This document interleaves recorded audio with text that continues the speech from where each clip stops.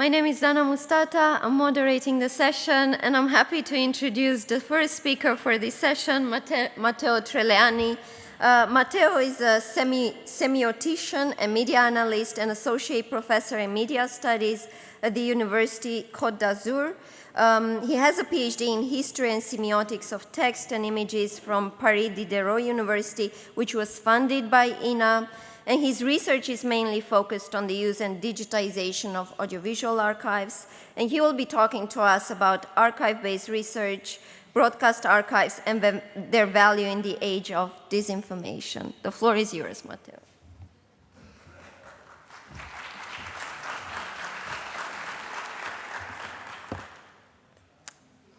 Thank you so much, Dana. Thank you, Brecht. I am truly delighted to be able to present this work to you.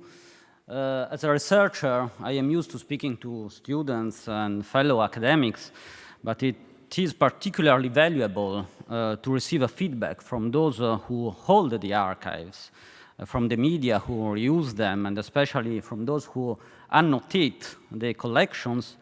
In my view, they are at the very heart of the issues I will be discussing today.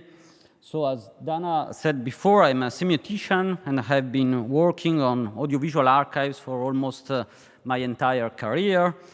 Archives are an inexhaustible resource for understanding not only the past, but also the present and the future of media, since most of the content circulating in today's media environments is based precisely on annotated and reused material.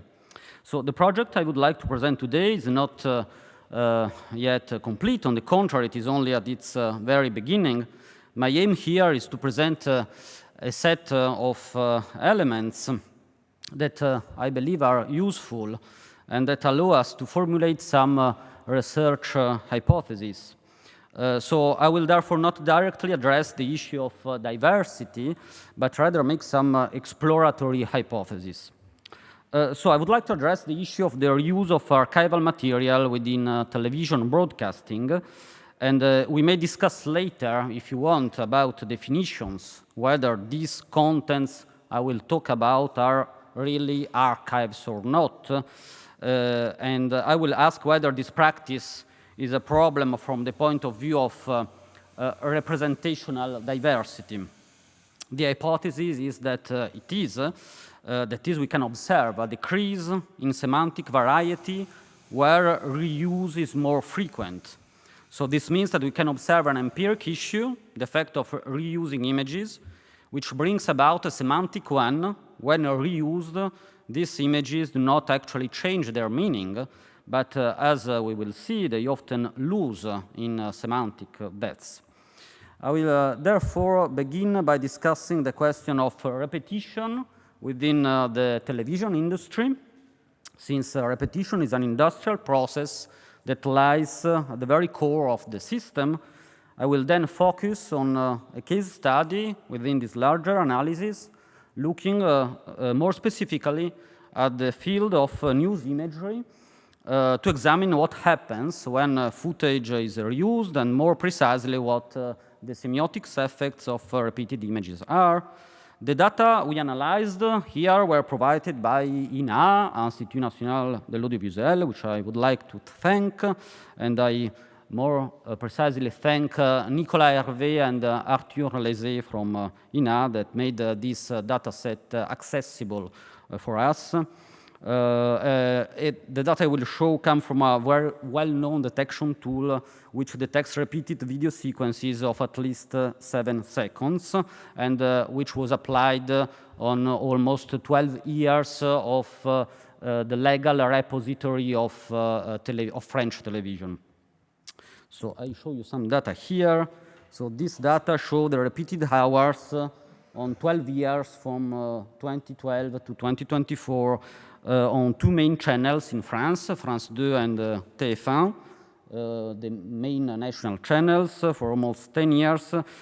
So you can see a peak in 2020. TF1 was repeating almost 22 hours per day, which means that these are the quantity of repeated audiovisual time during 1 day of broadcasting.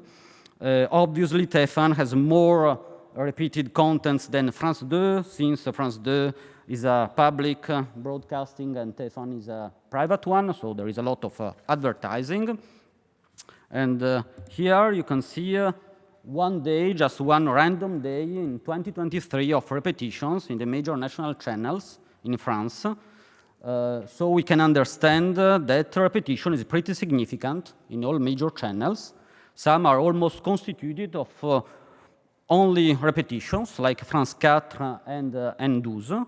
And you can see that all news channels on the right of this visualization are less impacted from repetition than the others, which seems coherent. They should effectively show news, which may be new. So all this means that images are rarely used just once in TV, but they are more frequently reused, meaning that these contents, I'm not sure if we have to call them archival materials, but what is sure is that they are annotated and stored somewhere in a certain way, and this certain way is exactly what I'm trying to study these days, which means the archival status of documents and contents that populate the media environments. So these data do not show what exactly is repeated, and so we did this work. We attempted to understanding what exactly is repeated. So this kind of work is what we generally call distant viewing, meaning that we've not been watching TV, but we just analyze data from using machines, from statistics. So what we did here was a random extraction of 100,000 video segments repeated over a single year, 2023, on 11 major national channels. And these 100,000 segments were automatically annotated through a decision tree after an initial manual annotation of 4,032 segments. You can imagine the work involved. And the validation of these annotations appears to be generally positive, although there are significant margins of error. They are not decisive, and the overall outcome is fairly coherent. Yes, we discover elements we would not have necessarily anticipated. So first, it is important to understand that these annotations concern repeated segments, and unsurprisingly, the shortest segments are the most represented from a quantitative point of view. Longer segments, such as movies or documentaries and full program reruns, appear only rarely within the 100,000 extracted items. Obviously, shorter segments are most represented than longer ones. And you can see in red and orange the importance of content indicated as news, and in gray you have contents indicated as advertising. So the advertising obviously present, but we expected to find mainly content such as jingles, opening and closing credits of programs, etc. Instead, we found a significant amount of news, not only on the all news channels, such as the central ones seen here, but also on the other. So we carried out what is usually called a factor analysis to identify potential elements emerging from this data. So factor analysis is pretty interesting. Obviously, it's not me who did that, but my colleagues from computer science. Factor analysis lets you visualize clusters of similar items on a bidimensional space, even if you have more than 2 factors. Here we have 7 or 8 factors, but they are still shown on a bidimensional space. And here something rather interesting caught our attention. So as expected, channels such as France 4 and France 5 or Canal Plus and Arte occupy a specific position. They essentially broadcast the same kind of content, mainly documentaries and movies, with very little advertising. But what really drew our attention, however, was this small group in the bottom left area, where we find the all news channels, the public one, more specifically, France 24 and France Info. but they are clearly separated from the private ones, namely CNews, BFM TV, and LCI, that is to say private channels belonging to the same media group. So in order to understand and distinguish private and public all news channels, we had to isolate the right factors which make the difference. And so we tried to understand why there is this difference between private and public all news channels. So if we focus on these news channels, we see that the repeated images are mostly very short segments, less than 30 seconds long, meaning that repeated segments are mostly short, but public channels, as you can see, France 24 and France Info on the right, repeat more medium-length segments than the private sector. So what could that signify? The first insight was the bias of advertising. Maybe advertising bias this analysis, but even if we isolate only the segments that are effectively annotated as news, we still can perceive a difference between private and public channels. So one other important element is the frequency of these repeated items. And we can see that most of these items are repeated only once, meaning that they could be news reports, for instance. News reports are broadcasted, for instance, in the morning and then again in the evening, of course. But here we see an important presence of repeated news. We see that short sequences are the most frequently repeated ones. So here we have the crossed factor of the length of a repeated sequence and the most repeated one. So you see that the short ones are the most frequently repeated, and we are still in the framework of news. So another hypothesis is that the length of repeated sequence may tell us something about the genre of images that is actually repeated, meaning that there is an interesting, in my opinion, link between length, frequency of repetition, and the genre of repeated sequence. So repetition here is a lens through which we can study the structure of the audiovisual environment, or at least explore it to start our research. So we made a qualitative research, meaning an ethnographic observation, and we started watching for a whole day all these 5 all news channels, and the result was this relationship between length and genre. Short sequences, maybe just reused stock shots or very short reports, that happens.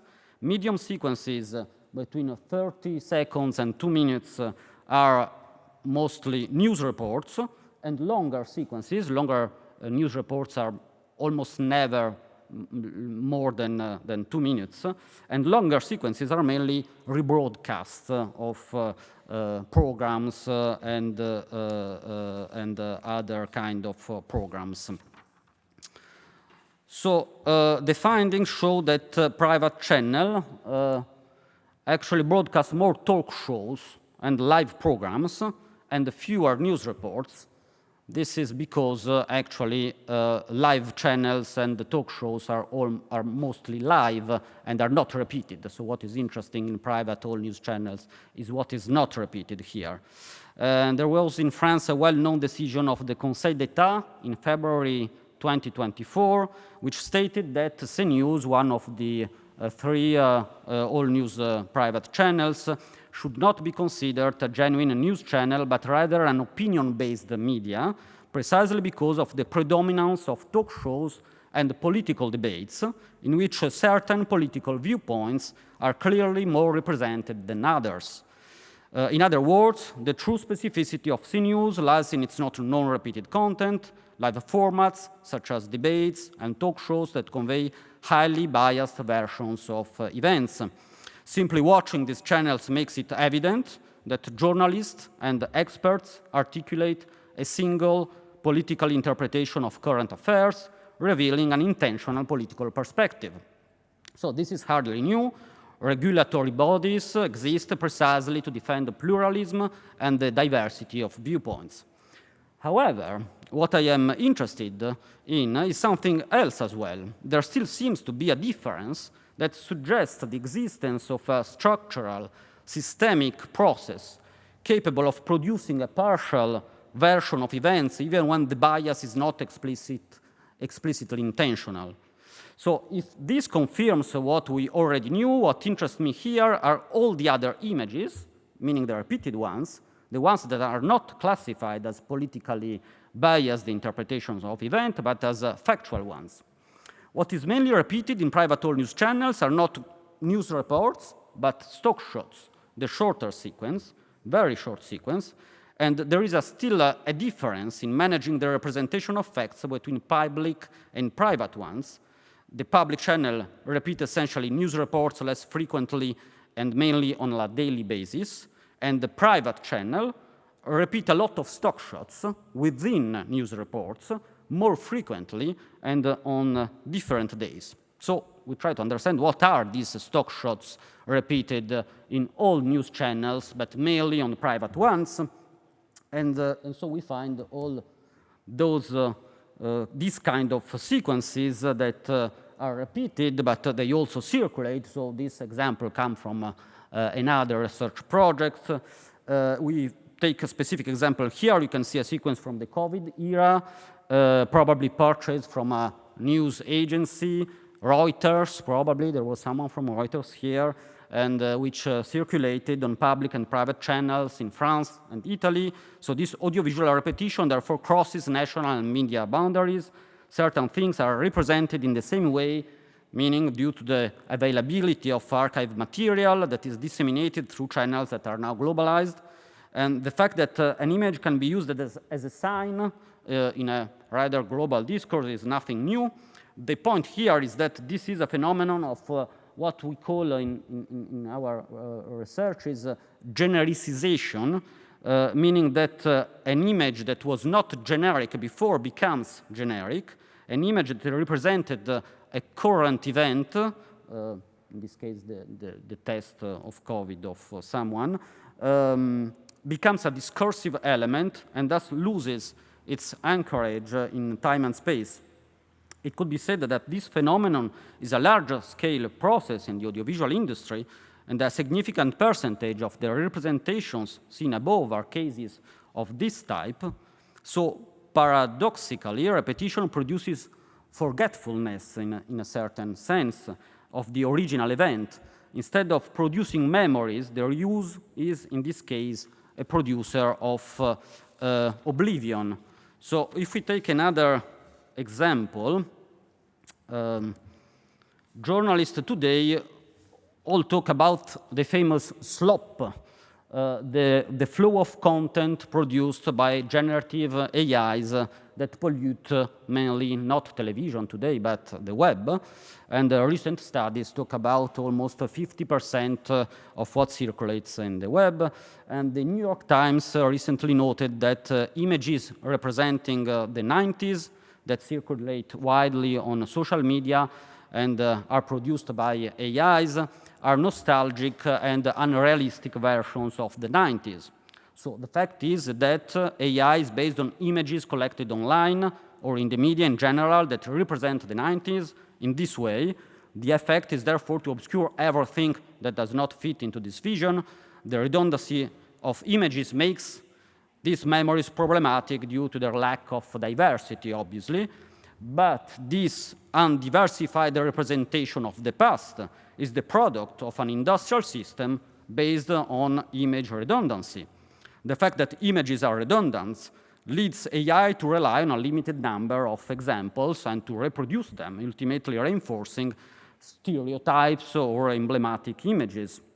If I take the example in the other research project of the European construction that we studied in the Cobra project, we saw how the visualization of the European past is based almost everywhere on a limited number of redundant images, meaning that we have this visible space saturated with the repetitive visual representation, and this is an industrial fact that AI only accentuates, but which was already well established within the media environment.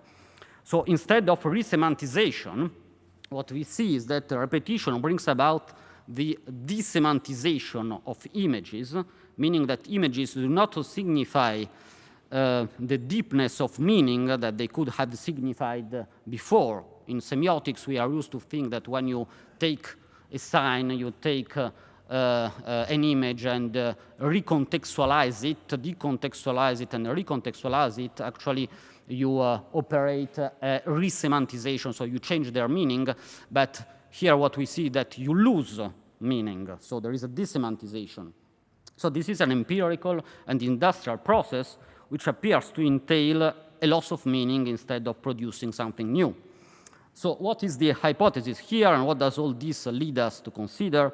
Going back to the case of CNews and the Conseil d'État, the decision stating that CNews was not a news channel but an opinion-based channel, we highlight here what we highlighted by this decision, an obvious issue that is based on intentional distortion of reality, the lack of equal visibility for political parties, and so on.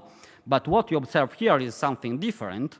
It is not only about the explicit representations or the declared points of view, but about redundant visual patterns.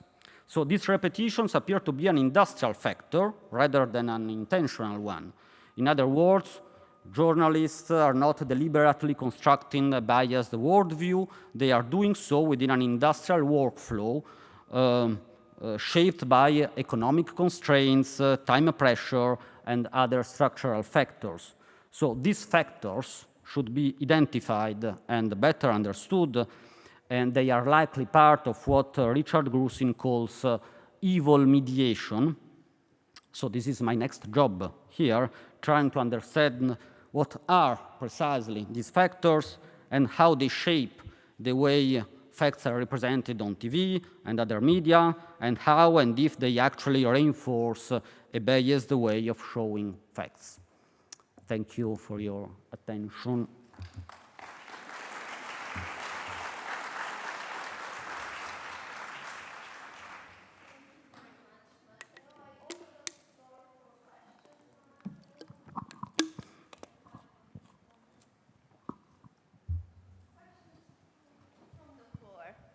For Matteo. There. Do I see any hands up? If not, I do have a question. I was very much intrigued by one of your findings regarding the desemantization that you talked about. And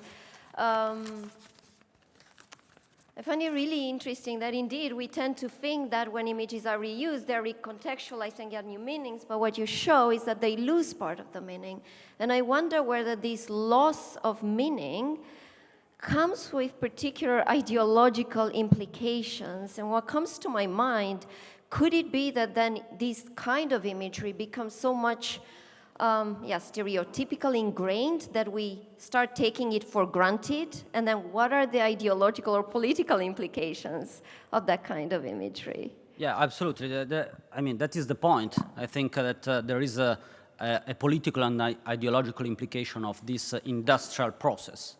And so what I'd like to understand is to isolate the factors that produce this industrial process. So what are exactly the industrial processes that produce this kind of implications, and what are other kind of creative process that do not produce this kind of implications? So what we are trying to do in our next project is to compare, for instance, different platforms. So here we are all in IFTA, meaning television archives, but we know that a large part of the audiovisual media environments is occupied by YouTube and TikTok, so other kinds of media environments, and we'd like to compare these kind of processes in the creation on national televisions and in social and media like YouTube and TikTok, in order to understand that.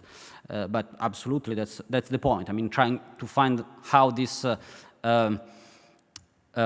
systemic procedures produce an impact, and so how actually it's not only about intentions in journalists and editorial lines in television, but also about some systemic structural environments. Thank you very much, Matteo. If there are no further questions, then thank you. Thank you. I would like to invite to stage